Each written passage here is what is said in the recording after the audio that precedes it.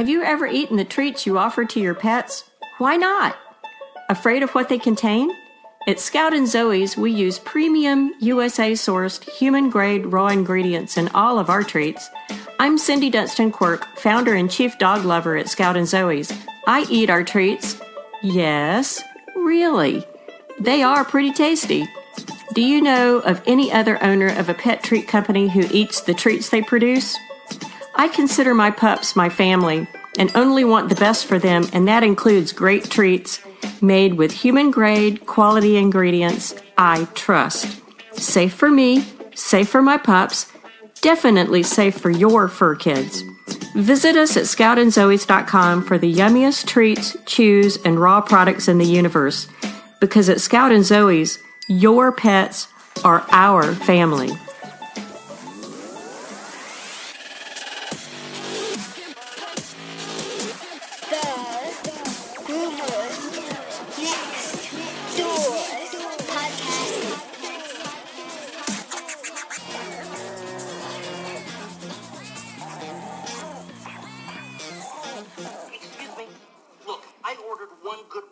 Nothing on it. That's what I gave you. No, you gave me a bun. Just a bun.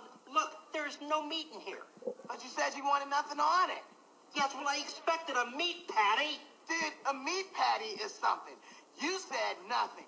Fizz, is a meat patty something or nothing? Something? I win. All right, that rips it. I am reporting your name to the manager. The manager already knows my name. Oh, I'll see you in hell. Okay, see you there. Hello, pups and kids, and welcome to another fun-filled and informative episode of the Groomer Next Door podcast. I'm your host, Chris Green, and joining us this week is Simon and Tyler, the creators of Watchdog Labs, a really, really good website that gets into the nuts and bolts of regular commercial pet food, and they're going to be doing so much more, and they're going to tell us all about it. But before they come into the studio, I wanted to just kind of go over one little thing, and that is I'm dedicating this episode to my late cat, and I'm so sad to actually have to say that. Mama Kitty was an amazing cat, and she, out of nowhere, was found by both my daughter and I, just gone. And it was real sudden. It was on Sunday. And so almost a week by the time that this is released. No idea what happened. She just was gone. She was on my lap the night before, like always. And it was a very hard kind of situation to fall into. Started my week off really rough. So, but you know, I know for a fact that she would have wanted me to continue doing the podcast and continue to push forward these messages. So I want to dedicate this to Mama Kitty, MK. She was a wonderful cat. My very first friend that I made when I moved here 9 years ago. And she did leave one gift behind, which was her daughter. And so for that, I'm forever grateful to have been able to have known Mama Kitty, to have loved her, and to have been one of her friends. And I'm pretty sure she's up there somewhere being somebody else's friend and making everybody else's life absolutely wonderful as she did here. And by that sound, Simon and Tyler are about to enter the podcast studio. So with that said, welcome Simon and Tyler to the podcast. Oh, hello. Hold on a sec. Dad, we have a guest on the podcast. All right, this week on the podcast, we are joined by two, and I say two, great guys. And these guys reached out, they were talking to me about their website, and then we start talking, and they are really, really cool guys. We have Simon and Tyler, who came up with Watchdog Labs on the podcast. Thanks, guys, for, making some time and, having some fun with us. We're happy to be here. Yeah, thanks for having us. It's funny, whenever somebody says I listen to your podcast, I always go, really? Seriously? actually listens. To this day, I still have that, really? Somebody wants to listen to this? Okay, cool. So, we're going to learn a little bit about you guys before we actually go into the website, and then we're going to talk about current affairs of what's going on and the fabric of craziness that's in the pet industry. So, either Tyler or Simon, tell us your origin story. Yeah, happy to do it. So I'm originally from Germany, have been in the US about 13 years, and I started a company here called geekraft.com, which focused on interesting gift ideas that you want to bring somebody when you visit them. And then Tyler and I both reached a moment where we had quite a bit of success and we wanted to do something that gives back. And since we're both all about dogs, we wanted to do something in that space just after noticing how complicated and broken that industry actually is. And I had, just a couple of months ago, I got a puppy called Maple. She's a Vizsla girl. And, when shopping for food for that dog, I noticed how crazy complicated it was to actually find healthy food for her and make sense of it all. And so we decided to do something about it and help fix the industry by making picking dog food super easy and much more reliable for people. And that's how it all started. Now that's Simon, everybody. Now let's hear from Tyler. Yeah, happy to. So I spent the last 10 years in Los Angeles working primarily in the beauty industry and worked with hair color and supply chain and distribution and a lot of the product manufacturing stuff. So I learned a lot about the different ways that a product is created and then moves through a supply chain and ends up in the hands of a consumer. And so as Simon said, our love for dogs, and happily to say that it was a long journey in Los Angeles, but at the end of that journey, had the option to work on a lot of different things that I could choose to. So I moved out here to Boston to work with Simon, and we chose to work with pets and dogs specifically and kind of apply what we have learned along the way to this industry. And as you can tell, Simon, he's not actually from Boston. That's not a Boston accent that you're hearing, everybody. And no, it's not. It's not even a New York accent, everybody. So let everybody know where you're from, because again, I know, but you know what, people are going to be like, let's see, let's play the guessing game. So go for it. It's a little bit further east than Boston. Just a little bit. Frankfurt, Germany. Oh, there you go. Frankfurt, Germany originally. But love the US. I always say I've been probably born in the wrong country. Since I was a little kid, I wanted to be here, and then I made it happen for college, and ever since. Definitely a place that I would probably more or less stay and then actually go away from. But, I lived in Frankfurt. That sounds like a really fun place to be right about now. But then again, we always aspire to be all different places. I still miss Los Angeles, and I can only imagine giving up Los Angeles for Boston, considering it's still a great city. I gave up Los Angeles for St. Louis area. I did it the reverse, unfortunately. It's so funny. I was born and raised in the Midwest in Omaha, Nebraska, and so I had those Midwestern roots that were very out of place in Los Angeles. It felt like Los Angeles was a real interesting city. But now moving out to Boston is so unique, and I don't know fully. I don't think I fully understand the reputation that Boston has with the rest of the United States. But I have to say, it is an amazing city full of really, really, really smart people. I absolutely love this city. Boston, I think what Boston brings that Los Angeles doesn't have is history. And that's probably it's probably the one thing that's the character that's different. And that's probably what makes it unique. Now, I'll tell you, you had that fish out of water going from Midwest to the West Coast. Trust me.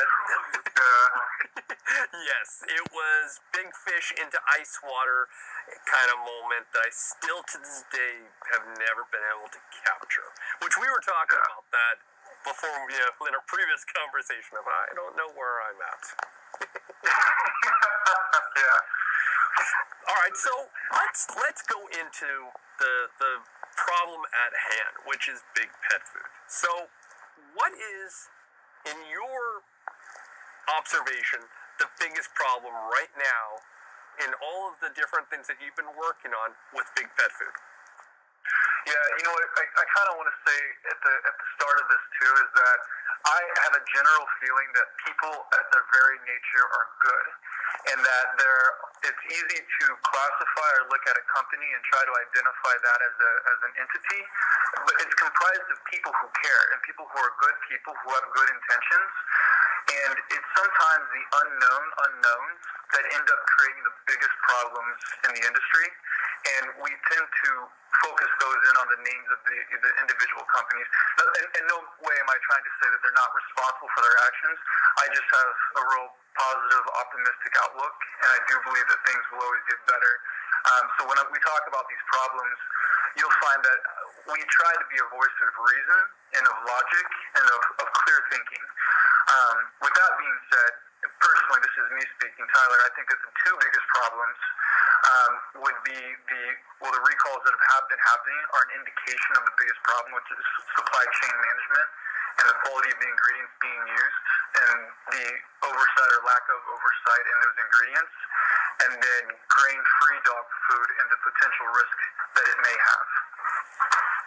Very nice. Yeah. I couldn't agree more. I would also add that just in general, and this is more from a consumer perspective when shopping for my own dog, and I know a lot of other people share that opinion too, is that it's just very intransparent and really hard to get, I think, for a lot of people. And that partially has to do with that companies try to hide certain ingredients that they may add, or they might try to split certain ingredients so they don't, pop up on the list pretty high. And it's also just the industry lingo that might be really hard to understand for somebody who just wants to shop for solid food for their dog. And I'm going to jump in on it now. See, I do think there are good people that work for all of these companies.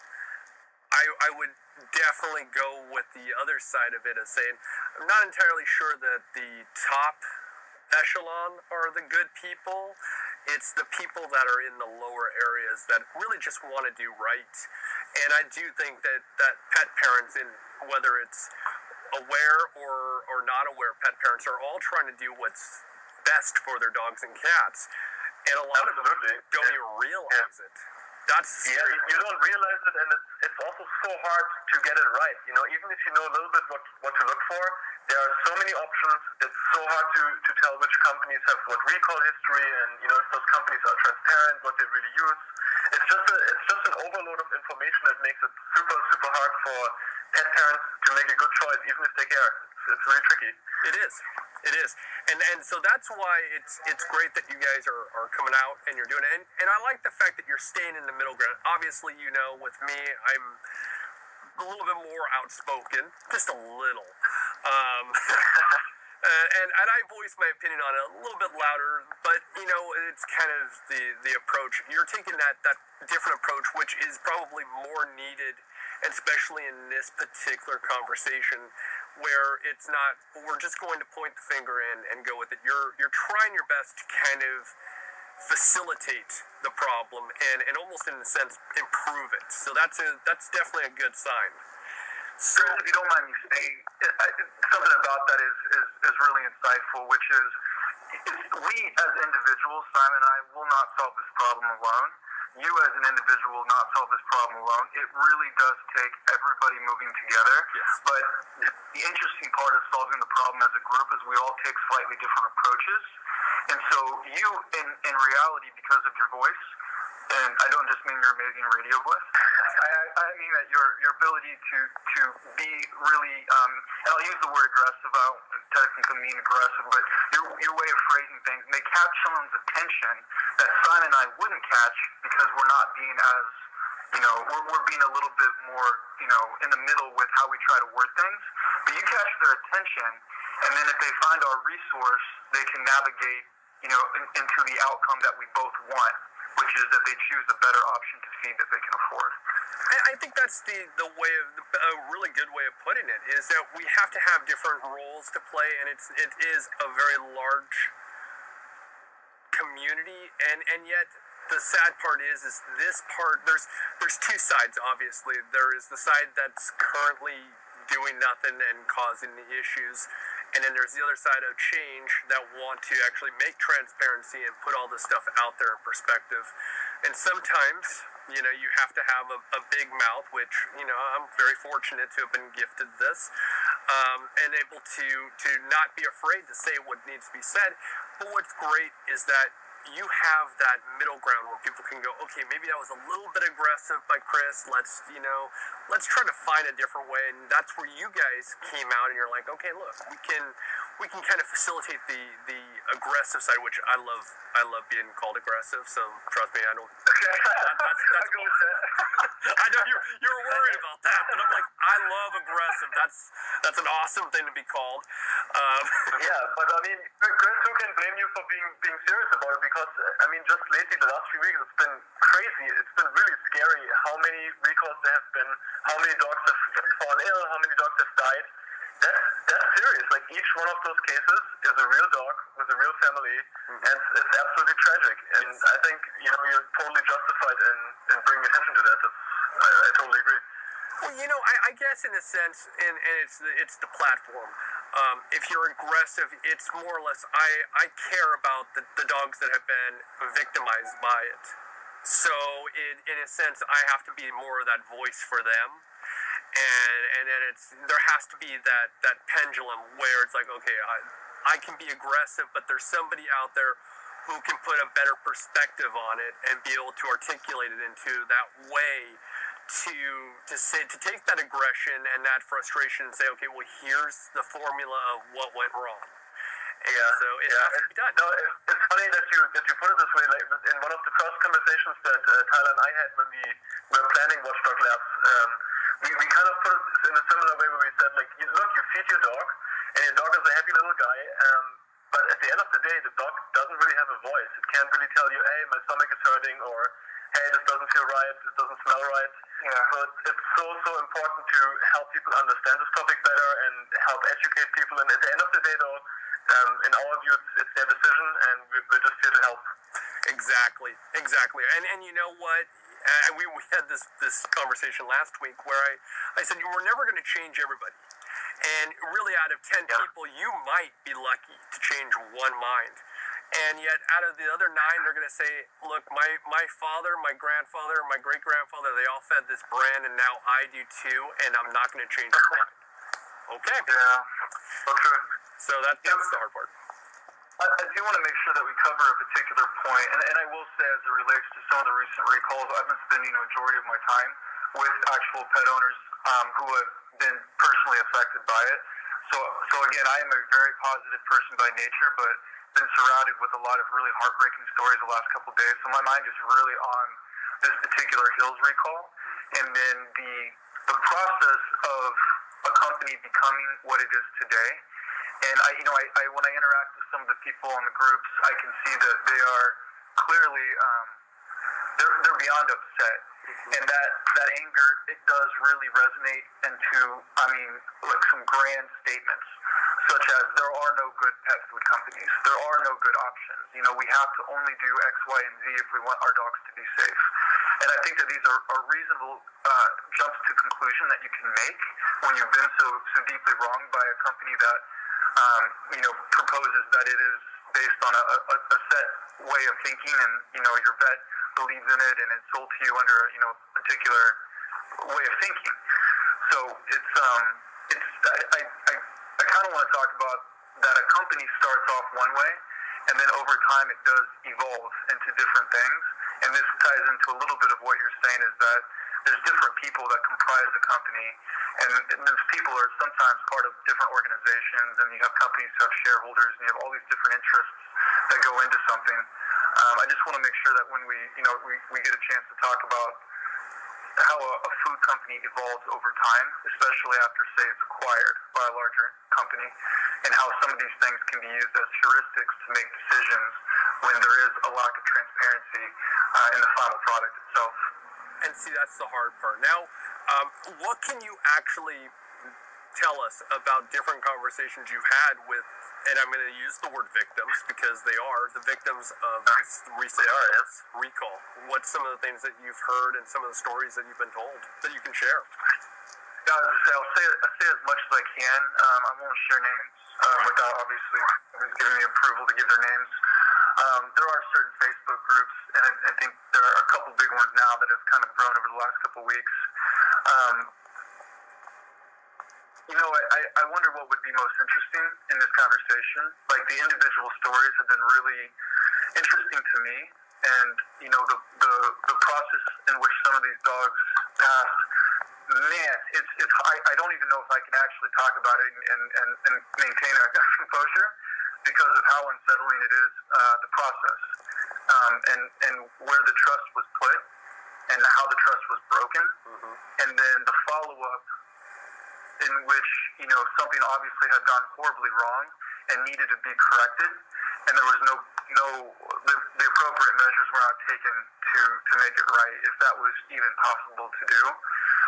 So, I don't know how much detail I can necessarily get into on some of those things, though. Right. No, I understand. I mean, it's a delicate situation, and I've already reached out to the law firm.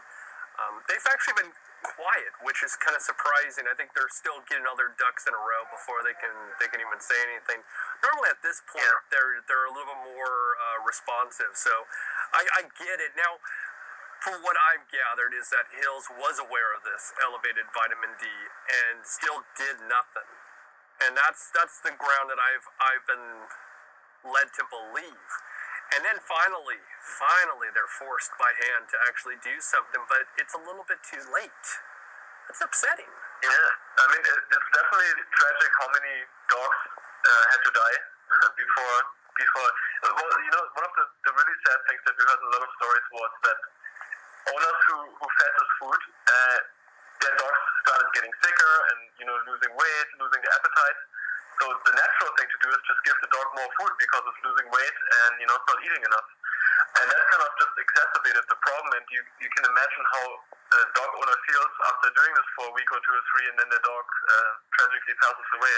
It's really heartbreaking. In some ways, they were altering the food to make it more appealing to the dogs, too, which, man, that one hurts a lot. Yikes. Yeah. And I'm going to say this. Now, again, it's kind of one of the funny things is that the podcast has been used in past times to try to defend the other pet companies, as in we are putting our brand out there, and we're, in a sense, I guess you could say, tainting the opinions, which never works in a court, but it has been tried in the past.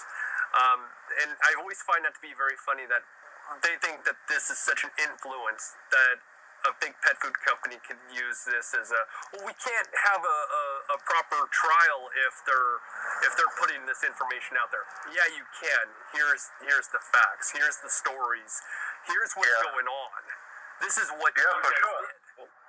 Well, besides, just you covering this and us having a lot of coverage about it, there are a lot of real lawsuits going on right now. We know of at least 5 lawsuits in the U.S. that are seeking class action status for this particular recall.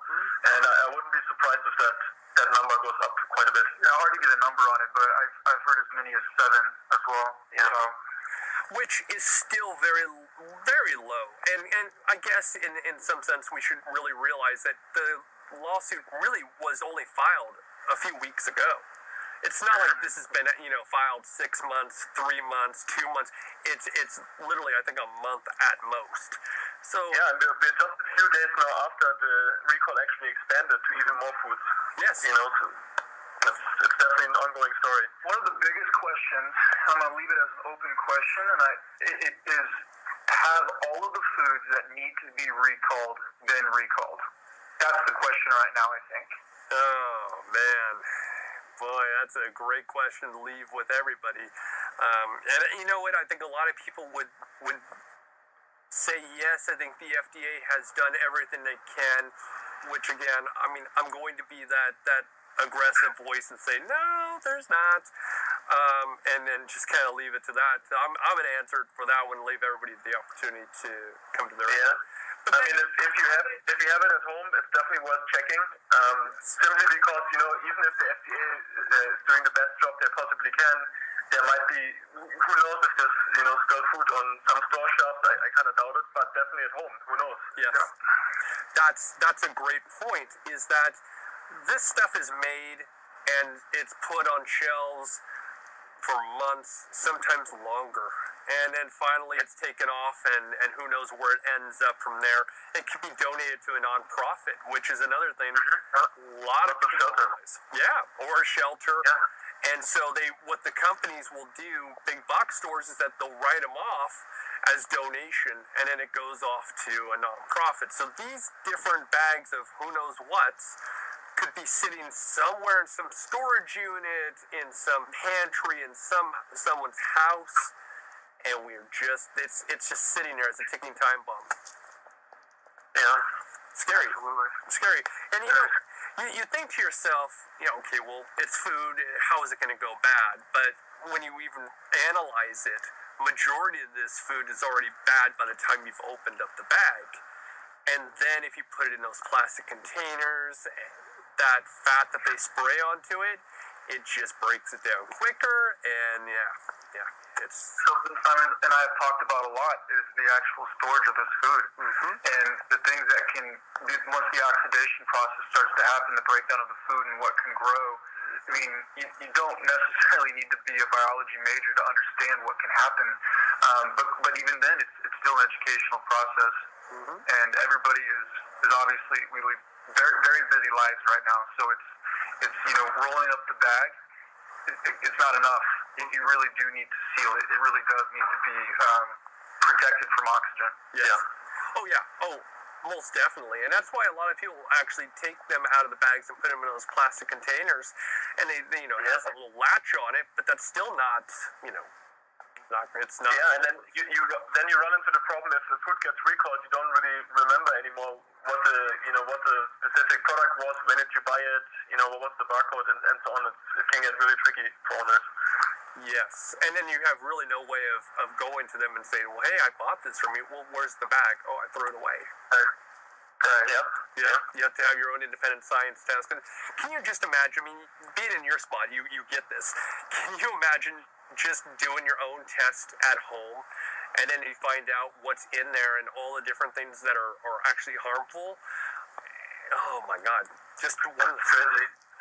I mean, and just for our side, I think we've done probably just as many lab tests on dog food as pretty much about anybody in the world over the last few months, and it's oftentimes really surprising and shocking what's actually in there and what the actual nutrition looks like. Yeah, it is. It's one of our long-term goals is to really ramp up even the significant amount of testing in lab reports that we've run is to do that at an even larger scale, which that is a long-term goal that I think we believe can really protect a lot of people from what's out there now. Well, you have to have, and again, you're doing something, and we'll go into all the doctors that are working with you as well, because I got a story about that. Bring that up, because again, as you know, I definitely like to go off tangent a lot, but there's definitely a lot to be said with testing and the staff that you have behind you. Your cast is definitely of good quality. So it's not like, oh, these two guys, they've got a website. No, we'll get into the cast and the website and all that in a bit, and how you guys are going to revolutionize the way I think a lot of people are looking online for kind of that neutral truth and be able to see with scientific facts. That's really nice of you to put it that way. And Tyler and I always say that trust needs to be earned. And I think that's so true. We don't expect anybody to trust anybody. I think it's really good to be skeptical, especially today. And at the end of the day, we're just really solving our own problem along the way. And I think it's a problem many people have, which is you go to Amazon or you go to Chewy or you go to your local pet store, and there's way too many options. Everything has 5-star reviews. How do you choose? How do you know what actually has controversial ingredients and what the transparency of their company looks like? It's a really tough undertaking. It took us quite some time working full time to tackle that. And you can't really expect any pet parent to do that, in the evenings. And when you do go to do your own research, which I always encourage everybody to do, I mean, when you have become fully educated and truth as much as possible as it can be defined, you find a lot of really questionable information on the internet being spouted aggressively. Not the good aggressively like you, but the belligerent aggressiveness that I think can in many ways cause a lot more damage than good. Yes. Yeah, and then obviously you have all the issues with sponsorships too. Like it's so many. One of the things we looked at was what existing websites analyze dog food and look at it, and some are great, but a lot of them have really questionable sponsorships by dog food companies, and that really doesn't make them independent at the end of the day financially. And I think that makes such a difference, at the end of the day, to be financially unbiased towards any particular dog food brand. That's kind of like the minimum I would expect from a company. I don't normally always reveal a lot of things that we talk about privately, but one of the things that these guys ask me is, what is something that we can do to protect our integrity? And I was saying, just don't let any of the big pet food companies or any of these companies throw you money, because the moment that happens is the moment you just sold everything. And they're like, no, we've already planned not to. We've done the research, we've seen it, and I was like, good. At least you guys are already on the right path. Yeah, I think that's so. How can you trust anybody's opinion if they take sponsorship money or ad dollars or even free samples from dog food companies? That's it. It goes beyond advertising and money. Even taking a free sample. We purchased everything that we tested. We purchased it from the existing supply chain. I think even if someone was like, we'll give you a bag to test, come on. No, thank you. That's the initial. The skepticism has to exist on that level. I still would take the bag, and if everything I would find in there, I'd still report it. I'd be like, well, thanks for the free bag. I'm still going to report everything. I mean, our thinking behind that is pretty much like when we buy dog food that we actually ship to those independent labs for testing, we don't tell anybody where we buy it, how we buy it, what kind of debit card is used to buy it, and so on, just to prevent that we get a funky sample or like a product that's particularly well done. We just want the product, you and I would buy off the shelf. Mm-hmm. And that's the way it should be, because that way everything is completely in the gray. You can't say, well, it was bought at this store, and then worry that, well, we're going to, tank it because we don't want this big box store to be, penalized. That's a smart move. Very smart move. So let's move on to the Darwins, which just happened. And again, everything is coming to light. And this one was not a recall. This was a warning, which that's where my skepticism comes into all of this. And again, my aggressive skepticism at this point. So you guys, of course, have been following all these different things that are going on. What is your take currently with this whole Darwin situation? So the recall versus the warning is an interesting delineation between what are those two things. But this was a strongly worded warning, which is, in reading it directly from the headline, is that it represents a serious threat to human and animal health. So in some ways, that's almost more, that's the FDA's words, as opposed to the company doing something voluntarily, with the voluntary in quotes. It is, it's and I'm happy to at least see that this news is spreading really, really, really fast. I do have to, throw caution to it, though. It's very suspicious, number one. It's almost as if it's going to cast a shadow on this hills. And that threw me for a major loop. The next thing... What do you think? Yeah? What are you thinking? Well, I'm thinking that they're trying to protect or take the attention away from hills. And so, when you look at this, you read the quote, they said they were aware of this. Then Darwin was aware of it, and it was a couple months ago. And that they had already notified everybody, and they had contacted pet parents who had either fed it to their dogs or cats, and no issues had come about. And that they were upset that the FDA even went forward with this, which that's where I'm drawing my question is, okay, well, if they did this, if they, meaning Darwin's, actually reached out to their customers, and they've already been aware of this, and they've handled it internally, why is it that the FDA stepped in at this point? It is a question mark. The next part to that I'm really curious is it's literally 1 year, almost to the day that Darwin's had its last recall. Now, this was only a warning, and it kind of brings me back to the answers warning that came out that was not accurate at all. Yeah. Yeah, we actually looked at it this week in our database of recalls, and it looked like they had this warning in March, and then they had another warning last March, and then another one almost exactly a year before that.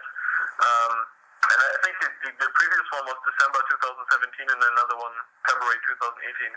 So it's been a couple of those. So almost a little speculation here, but when an FDA does what it sounds like they did with Darwin, which was they actually visited the facility. Often these types of visits are done in cycles, so it isn't entirely surprising that it's year on year. Maybe their facility visit, and I'm speculating here because I don't know this, but I just know that often these types of organizations will have to work in cycles like that, and it could possibly fit into the normal visit cycle.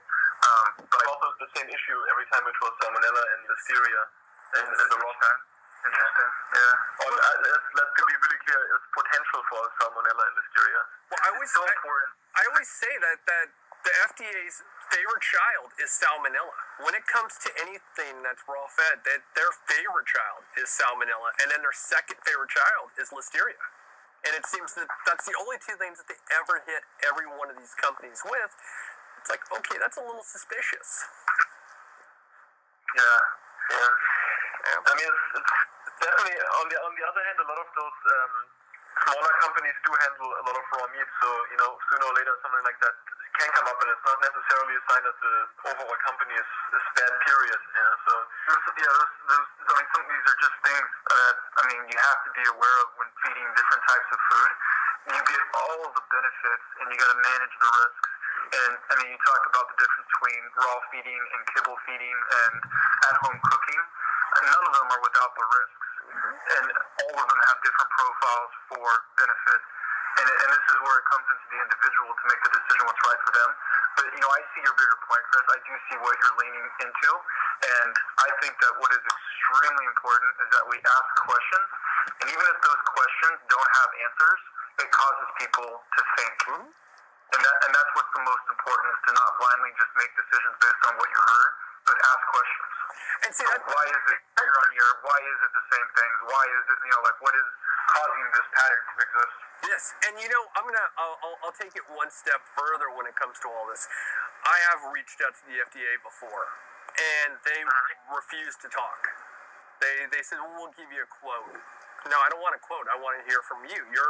You are a government agency that is, quote unquote, protecting my best interests. I need to know firsthand, what is it that you're doing, and how do you come to these conclusions? And they refuse to talk. So that's a fair question. Those are fair questions. And you're also a taxpayer on top of that too. Well, trust me, I did add that to the whole list of things. It's like, I'm a taxpayer. I have all the rights to ask these questions, and I was told, no, you don't. And so that right there on itself has given me nothing to believe in anything the FDA has said.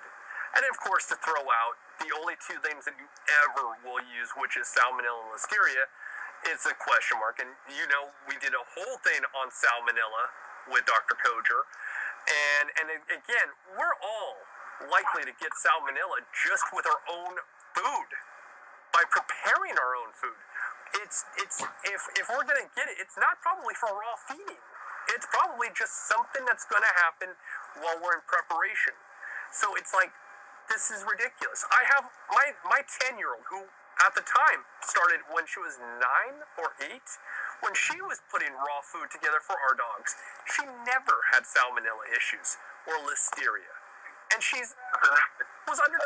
And while we're talking about dogs and humans, I think it's also, what's really important to add is, in general, I think it's outrageous that there's such a different standard for the enforcement of quality between human food and dog food. I certainly, and everybody I know, I'm sure you and many of your listeners consider their pets family members, and there's no debate about that. And to hold dog food companies to a really high standard, I think, should just absolutely be the default. And it does include what Tyler is saying, which is consumers have every right to ask tough questions and demand transparency. And that should really be like the default. Well, that's the hard part about a lot of this, is that big pet food will not talk. They refuse to actually come out and have any conversation. And trust me, I've reached out to them all. They don't want to talk. They're not going to talk. And so that also sheds that question of, well, okay, you're leaving me with nothing but questions and feeling that you're hiding something.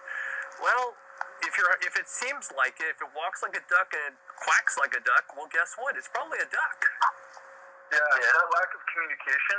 I mean, we use different words to sometimes refer almost to the same thing, but communication and transparency are two words that interconnect very, very deeply.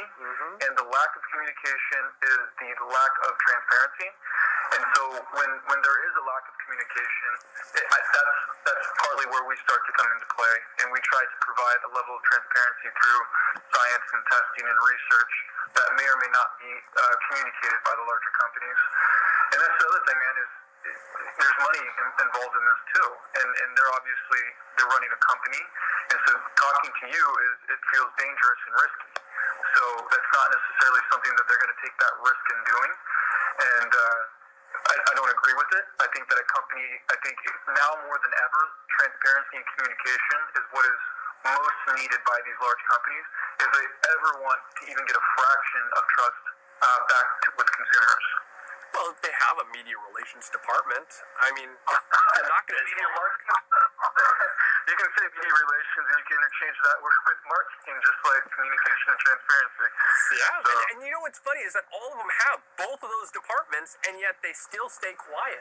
The only time you actually hear them, it's tricky, yeah, you only hear them when it's a recall, and even at that, they're almost like a mouthpiece of the same thing. It's all the same script, and there's no interchanging, no truth. Very, very, very basic law, no information kind of thing. It's like, well, wait a second, what are you guys doing there? I mean, if you're definitely preaching to the choir, no question about that. And I think one of the things that we find super important is just asking companies questions, and that was a decision very early on that we make part of our rating system for each product a transparency score. And what that pretty much is we just contact each company and ask them really almost intrusive questions about, who formulates your food, what are your quality standards, what do you do if something goes wrong, etc. And actually ask all those companies, follow up, give them phone calls, send them emails until it's actually answered and score them based on that. And man, are those responses, I don't want to use the word fun, but some of them are entertaining to read. Because when you read them, I mean, I'm not kidding. I'm struggling to remember the exact company that said this, but they said that they cannot tell me where their ingredients come from. Yeah. They literally don't know where their ingredients come from, which is the most wild ass. I don't know if we can guys, but it's a podcast. You're good. It's the wildest thing to say to a consumer that you can't tell them what their ingredient is. One of the bigger companies, I don't remember which one it is now at this point, but yeah, it's on the web. But I mean, if you see the scores, if you look at the bigger picture, there's a huge range of the quality of the responses and how transparent companies want to be. And it's surprising. I would say that the results are really surprising. Yeah. I think that the smaller companies are really reaching for that transparency because they realize what's out there. And even down, you had mentioned earlier, grain-free. There are some really good grain-free kibble out there that actually it's not terrible. But then, of course, then you have the ones that are claiming for that grain-free that are really not. But they're skirting the rules, and of course, when you have different organizations like PFI, Pet Food Institute, and you have AFCO that are out there really advocating for these guys all the time, protecting them from each other and the actual consumers, it's kind of this crazy type atmosphere that you almost think to yourself it's a club that nobody can get into. Well, that's how industries tend to work, and I can only speak from working inside an industry for 10 years, and anybody who's done that, you've been to the trade shows, you've been to the conferences, it does start to become a bit of a club, and there's a number of people in the industry that have done a lot to try to expose or answer some of the important questions. I don't mind giving some thank you to, everybody knows who Susan Dixon is, but she's done a lot. She's asked a lot of really important questions and provided a lot of real insightful information. And even in one of her posts, she talks about the club format. and how it appears. And then some of the, she points to a lot of the things that make that not necessarily what you want in a governing body of any sort. So, thanks to her.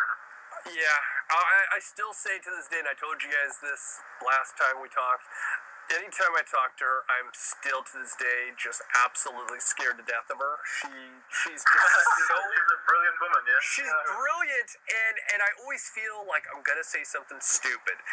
And yet, she one time asked me, so whenever you talk about me, is it Susan? Is it Miss Thixton? How do you refer to me? And it was a very simple, no, you're Susan Thixton. And she goes, it's funny. Rodney actually said the same thing. He says, we can't call you Susan. You're Susan Thixton because you're a superhero. I'm thinking to myself, yes, that's it. It's definitely impressive. It's hard to find somebody who's this well read and educated on so many different areas of this, and at the same time able to break it down. Yeah, the ability to communicate it. When I read her content, I can't even believe how much content I end up consuming. I like going to this little weird flow state, just like absorbing content. It's so cool. We're at some point hoping to meet her. Oh, she's wonderful. I'll go right there. I really will say there's two people that are identical. They're literally mirror images, and that is still Dr. Koger and Susan Thixton. They're very similar, and as you can tell, I mean, you've seen how many times I talk to Dr. Koger, and I still cannot call her by her first name. Even when it's just her and I talking, I can't do it. It's kind of like talking to Susan. I can't go, hi, Susan. No, it's, hi, Susan Thixton. It's, go figure, right? They're just so, they're above and beyond the norm, and they're just interesting people, and you just want to sit there like a child does, and listening to a Dr. Seuss book as they're talking. That's kind of the best way to put it. You just sit there looking at them as a 3-year-old to this teacher talking or whoever reading their book. That's it. Yeah, that's amazing. Oh, they're wonderful people. So, of course, one of my favorite things I love to ask is what's getting you on your soapbox. So we'll start with Tyler. What is getting you on your soapbox at this present time? I mean, at this present time, as in today, in the past couple weeks, it's 100% the Hills recall. And for me, it is an indication of, I don't know, maybe it's the symptom, or it's something that this is the outcome of many problems. I don't think that as important as the individual stories are in this, I think it's important that we don't lose sight of what this is indicating. And it's that the industry as a whole has a problem. It has a series of problems. And until all those problems are addressed fully, it's going to be hard for consumers to trust the large brands. And again, these are questions that I'm asking, which is, how do you trust a multinational brand that has tons of supply channels, can't tell you where their ingredients come from, et cetera, et cetera, et cetera. And then at the same time, how can you trust even the small brands have the handling capacity in place so that when you're eating something that is raw or cooked or freeze dried or something like that it's been properly handled through the entire channels. I mean, these things are going to require answers that appear to not fully exist today. And in lieu of that, it's the questions, and it's educating ourselves with as much real information as we can get our hands on to make the best possible decisions. And here's one last thing, and this might also be the biggest point too. There are many options when you feed your dog. There are many, many options. And those options have pros and cons. So there isn't all one good answer and all one bad answer. And sometimes the biggest thing that you have to consider is the budget.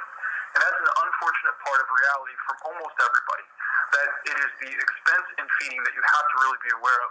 So what I would hope that we can do as a community is that we can understand that some people just can't afford to home feed, or they don't have the time to home feed, or they don't have maybe the specialized knowledge it would take to produce that. So I think it's important that we understand that, our end goal is dogs that are healthy and leading lives that are longer without any type of illness. Yeah, I couldn't agree more, and I think it's we talked to a couple hundred dog pet parents over the last few weeks, and I think one of the things that's recurring as a common theme is people assuming I just can't afford to feed my dog good food, and I know that is not the case. It doesn't matter if you have enough time and money to home cook. There are definitely also pre-made foods that are high quality, that you can trust and that you can feed your dog, and no matter what budget you're on, you can totally afford feeding your dog right and giving your dog quality food. And I think that's something so important that we just kind of found out through so many conversations with dog owners that that's a common myth that's out there, and it's simply not true. And I really hope we can help people guide them in the right direction to make that decision to feed better food and within their budget. Can't disagree at all. Well, Simon, you haven't laid in on your soapbox. Do you have anything that you would like to add, or are you going to just jump on Tyler's soapbox and say, I'm going to go with his? Yeah, I think there's definitely room for two. I think my major point is to just point out to people that you can feed good food no matter what budget you're on. And if you have questions about it, people like Tyler and I are here to help you guide along that way. And then just in general, I was also just on an emotional note. We were so surprised by how many people are out there who are doing amazing things to help dogs who care, how many vets and volunteers we talked to who were excited about this idea of making the dog food industry better for all dogs out there. So it's just super touching to see how many people care about this. And as Tyler said, I think it really does take a larger group effort to make a big difference. Yeah, and you can't see me, but I'm still on my soapbox. So Without standing up there. Simon inspired me to say not only thank you to Susan Dixon, but also to Rodney Habib, who is doing so much and doing it in a way that is really, I use the word entertaining because it is, but it's also really informative and helpful. So thank you to him. And then also, one of the things that originally inspired me a little while ago was Pet Fooled, the documentary. And so I also want to say thank you to anybody who was involved in that project. And I do know that they're working on a second one, which I couldn't think would be possibly better timed than now. I think we really need it. Yeah, it's about time. Definitely. I'll ask this question. Now, you've heard it asked on the podcast. It's not so easy when you're put to that question of what gets you on the soapbox. It's a little bit more challenging once you're asked that question, isn't it? Yeah, it is. Yeah, but it's passionate. But it's a good question to focus on. And I'm going to wake up in the middle of the night and have 10 more things to say, by the way. So I'm going to tell you right now, that's the side effect of this question. I can't tell you how many times I've told that.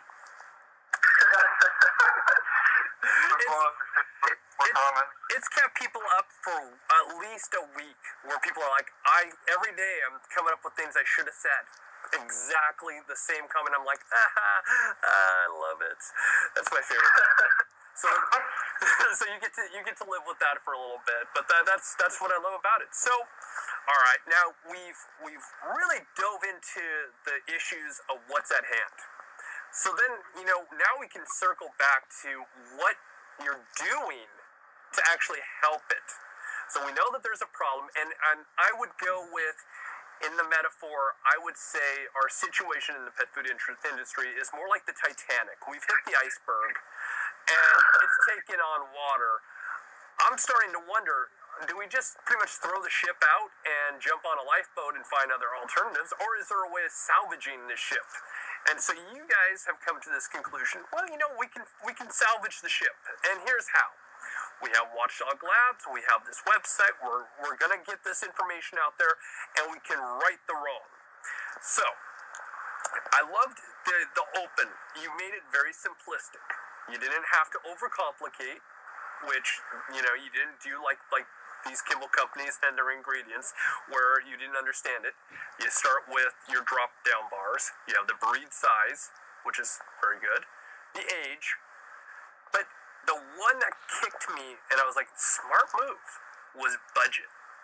And then you put food type, which I liked how you had the wet, you had the kibble, you had everything in there. So kind of walk us down how you came up with the bullet points to design this so simplistic, but have the details. Yeah, I think our starting point was just from our own experience of how complicated all this is to actually shop for and make sense of. And so we just tried to go the opposite way, making it simpler.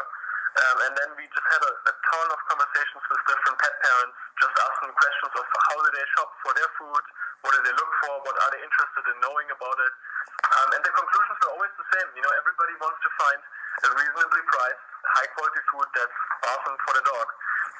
And so besides, choosing what kind of dog you have and how old it is and what budget you have, the actual reviews of how we break down products is also an attempt to make it really simple and respectful of people's time. And so our score just breaks down into, we score for ingredient quality, we score for the recall history of the brands, and then lastly we score for how transparent those brands were when we ask them critical questions. And if you want to keep it at that as a visitor, that's totally fine. You can just look at the scores. But if you want to look at the details, it's really important to us to hold ourselves to the same standard, which is we're very transparent about how we arrived at those ratings. So we talked about this before when we spoke. You can scroll down and see the details for each of those scores. You can see exactly what ingredients are in the dog food, which of those are controversial and why. What's the meat and fat quality, was anything artificial used, and then the list goes on and on, including all of our research we did for transparency and recalls. But at the end of the day, if somebody only has like 30 seconds and needs a busy life, we want to be able to help that person too. And this is the funny part, is that we are in a different age, where even 10 years ago, we weren't as attached to our phones as we are now. I mean, we were, but just not as much. It wasn't until really, I guess you could say 2010-ish, is when the smartphone really hit the boom.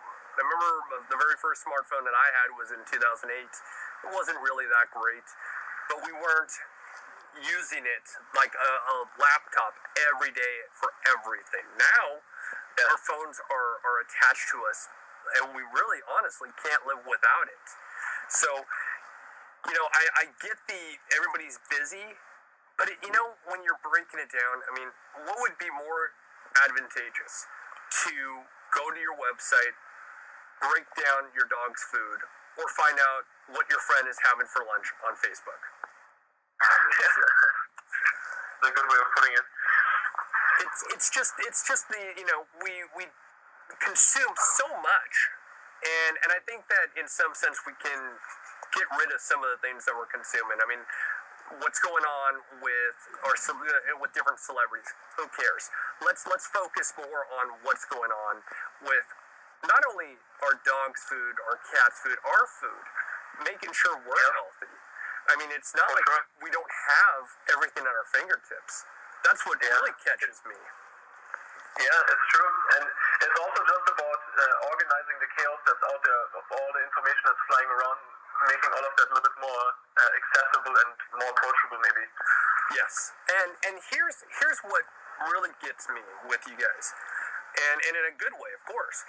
So it's not like, okay, well, we're two guys, we're passionate, and we're doing this. It's kind of like you could say if you had a blog, that would be enough. But here are some of the people that are involved with you who are helping you. You have Dr. Kendra Pope, Dr. Heather Loller, Dr. Jennifer Coates, Dr. T.V. Thompson, Dr. Eric Weiner, I don't know how the pronunciation, Dr. Angela Dwyer, Dr. Chris Kennedy, Dr. Elizabeth Racine, Dr. Max Better, and I'm going to blunder the last name, Vizberg. And then you have Weiselberg, there you go. Then you have your lab tester, who is Christine, and then you have you have advisors, you have legal, which is always smart, and I'll leave legal out because we all know, they're good when we need them, but that's about it. But you've got yourself a core of great people, and I'll tell you, after our conversation last week, the first person that I contacted was Dr. Pope. And I said, hey, I just talked to these guys. These guys are great. And her response, which really kind of validated all, was, yeah, there's some cool guys, aren't they? Yeah, I'm like, good job getting, with these guys. This is a great group. You've got an army of smart people. They're a really, really good group. And I want to say thanks to Kendra. She was really, really helpful along the way, helping with some of the major questions for this. But for us, it was just important to, get experts from a lot of different backgrounds and a lot of different specialties to weigh in and make this really proper and scientific of how we analyze food and how we break it down, how we rate it. It shouldn't just be an opinion. It should be really founded in facts at the end of the day. And see, that's just it. And again, I will revert back to our conversation. It's always make sure to back everything up with fact and have credible people who can actually substantiate that. Well, by the list of people that I just mentioned, I think you're doing just fine in that area. I mean, honestly, I don't even need to say anything to it, do I? We were really surprised actually by how many vets and vet technicians, scientists, and people from the Boston community, from MIT to Harvard, reached out and volunteered to help, and that was amazing. I think that was such an amazing experience early on. Yeah. Just seeing how many people really care about dogs and want to make a difference. And honestly, I think it also helped that we set this up as a free public resource. Not a company that's designed just to make the most amount of money, but something that actually helps as many people as possible. That's the goal. That definitely helped, but we were really shocked by how many people actually took action, contacted us, and chimed in, gave opinions and feedback. That was amazing. I don't think there's anybody that understands the need for something like this more than veterinarians right now. I think that they see it day to day, all day long. Like I said, we've talked to them all day long ourselves, so we know that they know that this is a problem. And, a lot of them believe that this is a solution that's going to help a lot of people. And it's funny because you can tell they're fed up with it. They're tired of the situation. I mean, they always say the same thing. You can talk to all of them that and they're they're on. They're all going to say, we didn't get into this to get rich. We got into this profession because we love to help animals. Yeah, they love animals, exactly. And they're handcuffed right now. There's just nothing that they can do. And it's emotionally exhausting. It's another year, another major recall, thousands of dogs affected, and that's crazy to see this year in, year out. Literally having to deal with the consequences firsthand emotionally, and with the victims, it's tough. And I think a lot of them are fed up, and they want to change in the industry, and they want something to be done about it. And I totally understand that. Yeah, definitely. And see, that's the parts that again, I don't know a lot of them. I do know Dr. Pope, so I mean, obviously, yeah, she's been on your show before, right? Yes. If I remember.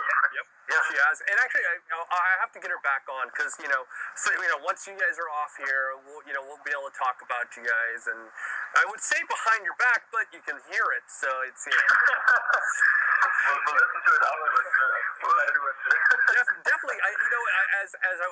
We finished talking last week, I thought to myself, I really need to have her back on because we got to, go into, talking about you guys, and that will be down the road. I know that she'll be at Healthy Dog in 2 weeks. Well, by the time this airs, I think it's 1 week. But for sure. She'll and be there. her opinions evolve so fast too because she's so well read with the literature and keeping up so much with the industry that like a month can pass by and she has something really interesting new to say and add a fresh angle to the conversation. So Dr. Pope it's always delightful to talk to her. Yeah. And she, I'm trying to reference back to when we talked because it was a little bit ago. But if I'm not mistaken, and I'm pretty sure this is right, when I called her up, she's like, "Hi, this is Kendra," and I was absolutely shocked. Because a lot of times, especially, and you deal with this as well, when you talk to a doctor, you hear, I'm Dr. XYZ. And sometimes you kind of go, oh, and you can find out that they're very much in love with themselves. And luckily, I have not found that on the show. I'm not going to, throw any of our doctors under a bus, but I've seen it and I've heard it with other things. And I'm like, oh, you're in love with yourself. She was like, hi, I'm Kendra. And I'm like, whoa. Wow. And she's like, what? And I says, you don't take yourself that serious. She goes, what do you mean? And I explained it to her. And she's like, well, we did earn the title. And she goes, but I know what you're talking about. It's like, yeah, but the fact that you are willing to just be like, hi, I'm Kendra, instead of, hi, I'm Dr. Pope. Especially with her background. I mean, she's beyond being extremely successful with her practice and helping a lot of animals in and around New York. And beyond being one of the leading vets in the U.S., she's also an oncologist that specializes in really, really difficult and hard to diagnose conditions in canines. So she's doing a lot. It's incredibly impressive. Yeah, she's a little bit of an overachiever. I mean, I got to give her that one. I mean, here I just do a But in a way that helps with a lot of dogs. I'm like, can you make me feel any worse about myself? I mean, all I'm doing is a podcast. Come on. I felt a little bit bad too just saying that. It will happen. We need more Kendras. Yeah, well, yes. And you know what I'm noticing, though, as the industry is growing when it comes to vets, as they're coming out of school, there are a lot more like Kendra and Dr. Koger and even Dr. Royal and Becker. They've got a lot of that influence now. So a lot of veterinarians are coming out of school as those people, as their role models, and that's amazing. That's how I know it's going to change. So, as you can tell, I digress, and I have. So that shiny red ball moment just happened. But let's go into talking about what's now in the future for Watchdog Labs. What are things that you're going to start to work on and continue to reinvent something that obviously is much needed? That's awesome. That's a great question. We have so many plans. At the end of the day, we're self-funded, which I mentioned earlier is so important to us because we want to stay completely independent from manufacturers. But we have a lot of stuff planned, a lot of exciting things. The first thing is, and I mentioned this to you before, Chris, is that we want to expand the number of products that we have a review for on the page. So we already analyzed, now it's almost over 4,000 products that are sold in the US. That was obviously a tremendous amount of work and effort, but now it's also just a question of putting all of that into a nice format and writing all the reviews and doing a lot of quality checks on all that and slowly releasing it. So that's one thing. And then another thing is, just as we get feedback from pet parents expanding into additional areas, so, human-grade foods, more freeze-dried foods, and anything else that people tell us, hey, I really have a need for that. Which is definitely needed. It's definitely needed, and, with limited resources, our goal is to do it as fast as possible, but also always quality over speed. I think it's super important. Yeah, quality over quantity is definitely a major need. That's what I told you. I even said the same thing. One thing that was told to me is make sure you just develop the product line and have everything, put the right stuff out there and just develop. Yeah. And some things just, they really want to jump on everything all at one time and put it all together, and it doesn't come out right, or it doesn't work as user-friendly as you want it to. So definitely, smart move to just slow and steady wins the race kind of moment.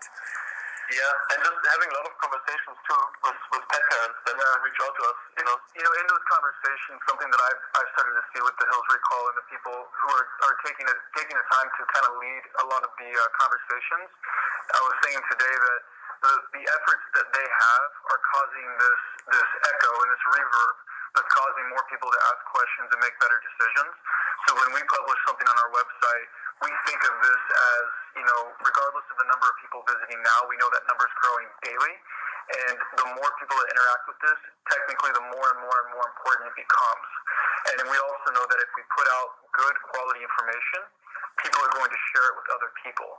So if we have high quality content, more people will see it quicker, which is important to us because I think that's how we impact change the quickest. Well, see, that's the one thing that I told you guys last week when we talked. I said, okay, so right now you're developing that voice and that reputation. Very soon you're going to be like, I don't need to, go on a little podcast where there's only 2 listeners. And I'll be able to actually go onto radio shows and different things. So, of course, I'm going to be down 2 listeners, and so I'm going to go back to my 0, which, oh well. But it's okay.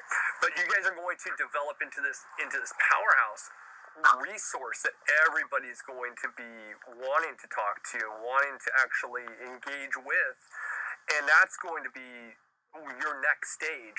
And that's what I love about what you guys are doing and where you guys are headed. Chris, I came on the show expecting that there were at least 3 listeners. 3 or 4, that's I've been misled. Well, I never, Sorry about transparency. Okay, you're right. I did say there was 3 because I am the first listener. So that's where I think you meant that Tyler and I are going to listen to it too, so that adds 2. Yeah, that was it, yes. I added you 2 and myself, so that's 3. There we go. We got the number. Fair enough. But I do appreciate what you said, and that is like our greatest hope, is that we have the ability to grow to a size where we can really do the amount of testing, the depth, the number of testing, and then the quantity to really cover the full spectrum of what is out there as pet food. Yeah. And we will still do your podcast. Well, I appreciate it. You'll throw me a bone here and there. It's okay. It's one of those, we feel bad. We've risen to the very top. We're talking, in a Rodney Habib video. Here's Karen Becker, Rodney, Daniel Orega, us. And, okay, hey, we'll do that once a year with Chris. What's that podcast called? Nobody knows. Who cares? Totally cool. At least I can say, well, hey, I knew them when they were famous, and go on from there. I mean, hey, I had Cole on before the movie hit, so, when Pet Food hit, it was a massive success, as you know. At least I can say, well, I had him on before he was famous. Kind of, so, I always like to throw that always in. Well, I knew him before he was famous. Kind of moment, and, does he know who I am? No, I don't care. And that's totally cool. At least I can still tell people and, boast in a party of 3 that, I knew him before, and, it was cool.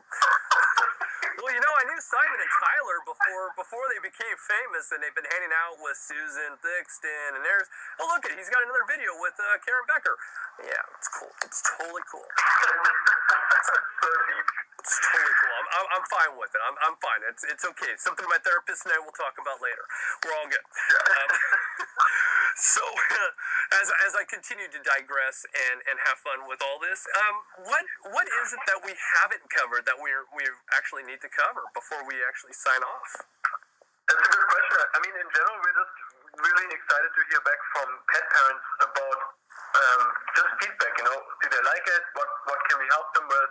Things like that. I think that's one of the things that makes the site maybe a little bit different, is that we're really built on a grassroots movement, and it's super important for us to get feedback and help people even more by just continually improving this. And a ton of people have said, hey, I also have a cat. Please do cat food. So we're working on all of that, but it's a long process to do all of this right and with the right level of quality. And cats, I have a feeling, are going to bring back a lot of shock, especially in cat food. That's where I think a lot of shock and awe is going to come from. And that's where it's like, oh gosh, how are we going to put this in perspective?